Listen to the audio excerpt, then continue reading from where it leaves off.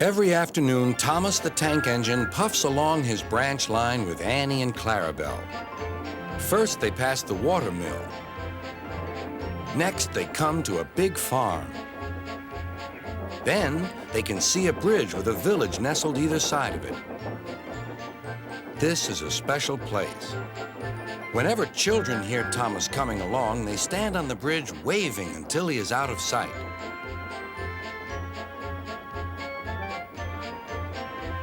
One day, Thomas was running late. He had stopped at the signal before the bridge to talk to some new children. Percy the green engine was waiting too. "Hurry up, Thomas," called Percy when the signal dropped. "If you're late, Sir Topham Hatt may get a new engine to replace you." He would never do that, thought Thomas, but he was worried.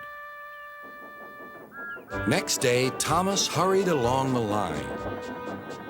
Just ahead was the goods yard. There, on the platform, was an inspector waving a red flag.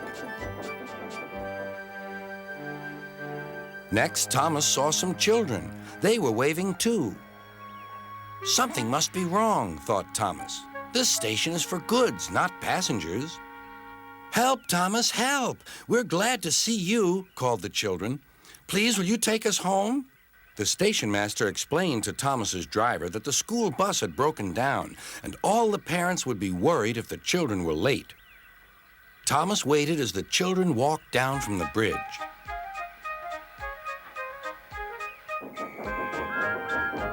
Then he took the children to the next station where Bertie was waiting to take them home. When Thomas finished his journey, he was very late. He was worried that Sir Topham Hatt might be cross with him. "I warned Thomas," puffed Percy to James. "He's been late one time too many. He'll be in trouble now." But next morning, when Thomas picked up his passengers, Sir Topham Hatt was nowhere to be seen.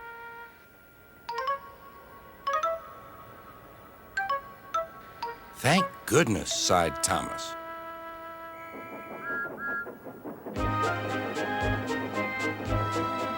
Thomas knows every part of his branch line. Just ahead was a stretch where the hot sun had bent the rails on the track.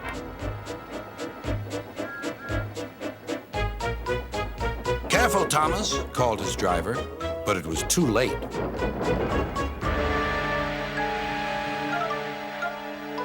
"That's done it," said his driver. "We shan't get any further today." "But what about my passengers?" asked Thomas. "Don't worry, they'll be looked after," replied his driver.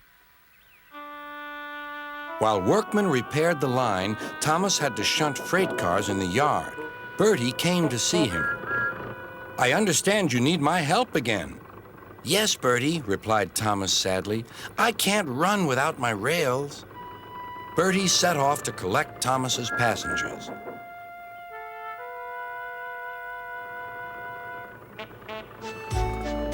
"Hello, Bertie," they said. "We're glad you're here." Bertie drove along the road that runs by the railway.